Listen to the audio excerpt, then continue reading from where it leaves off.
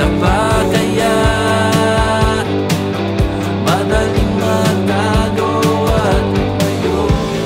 Hello everybody! Nandito po tayo ngayon sa Douglas Isle of Man by way of England to of course witness the Isle of Man TT 2025.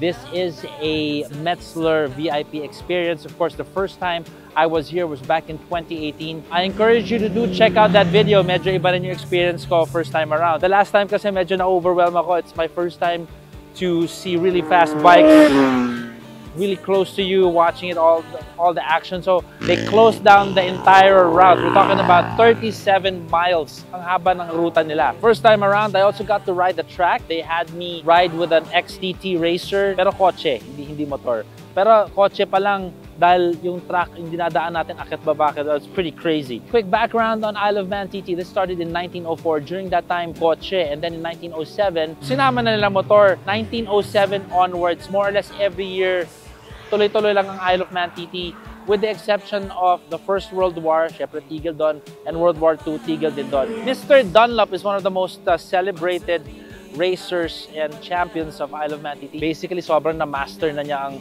Isle of Man TT. Tahimik ng umaga, ginto. So right now, we are at Victoria's Cafe. This area is known for its long stretches na mapapanood mo. The last time I witnessed Isle of Man TT, we were in the city. Ang bibilis ng mga racers dito, ang gagaling nila. And you're talking about a course that's very, very difficult to navigate. Narrow yung roads, may mga bumps here and there. You gotta navigate through and be wary of the walls. Diba? Meron pa mga hedges and all that stuff. So umaabot po sila ng over 300 kilometers per hour. It's just mind-boggling. So my first experience here was just like, this time medyo kakaiba for me. Mountainous yung ating facade ngayon. Di bale, babalik siya. Babalik siya. Babalik siya.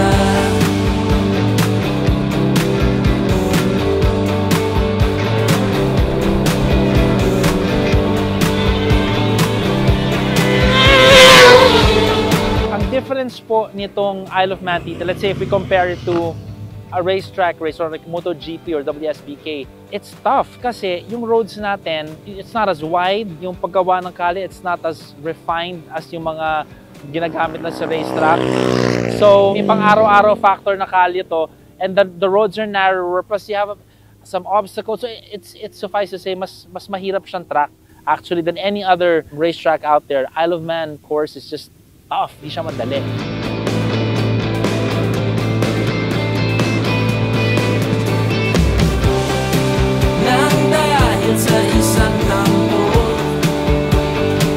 So one of the things that is interesting here is, of course, Metzler has invested heavily and has supported Isle of Man TT because this is where a lot of their research and development comes from. Hindi yung data na nakuha nila sa racetrack, but actual data when you're talking about tough riding conditions in roads like these na lahat naman tayo more or less ganito yung klaseng roads na dinadaan natin around the world, right? Although maybe exception yung Pilipinas.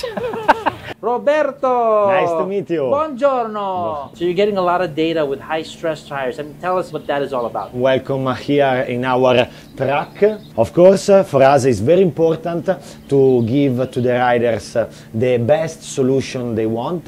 So we are always collecting feedback and data from all the different teams, from all the different bikes. Really powerful bikes at that. Bikes that can really put your tires to the test. Yeah, if we think about the 60 kilometers lap here at the Isle of Man, in the 75% of the lap, the riders are at the full throttle. Now back to the throttle, drive on hard now, come on, let's go. It's mental.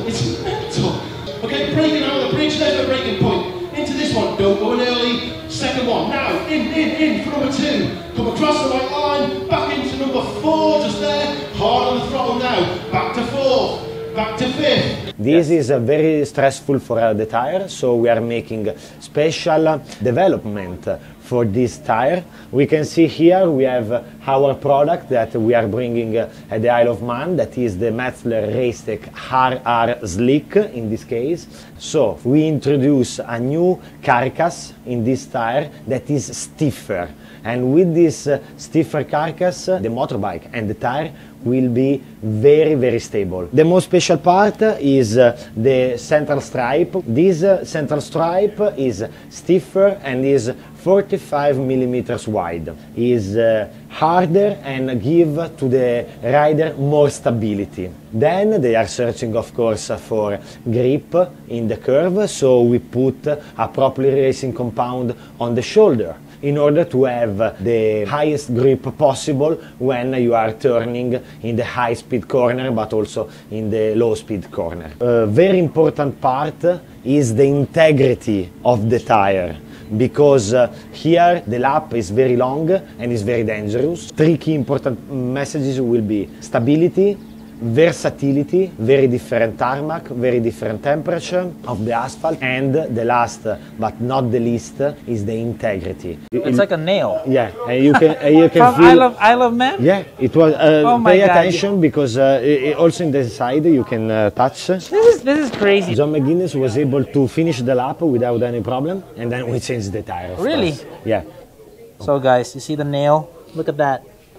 That is crazy to get that in a race. Only an Isle of Man team. The last arrived is the Rotec O2. The Dynatred is a patented technology by Metzler. The grooves are closer, and when you ride your bike at a high pace, this groove join and simulate. It closes up? Yeah, it closes up and it simulates the effect of a slick, like a slick. That's a pretty good, I mean, for everyday riders, right? Yeah. Good job, Metzler. Looks like you guys are going to sell millions of tires. Yeah, we hope. And the last but not the least, of course, we have here the bike on which David Todd won the TT Senior last year in 2024. Wow.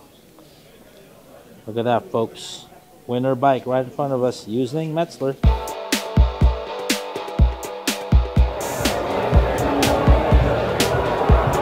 Corners over the mountain, these swans all fall together. I've crashed just there as well. Thank you so much, Metzler Philippines, for the Metzler VIP experience and for letting me check out the Isle of Man TT once again. A truly unique experience. Sobrang one of a kind, sobrang lupet, sobrang exciting, ang gagaling ng mga racers. And to all you race fans out there, this is something you should definitely check out.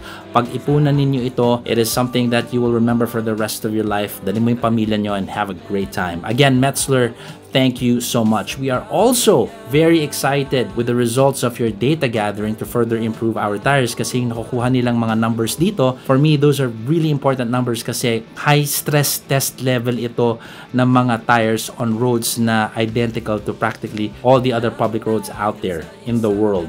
Hindi to polished na sobrang maayos na makapit na asphalt sa racetrack. Hindi. Ano siya, kaling pampubliko, di ba?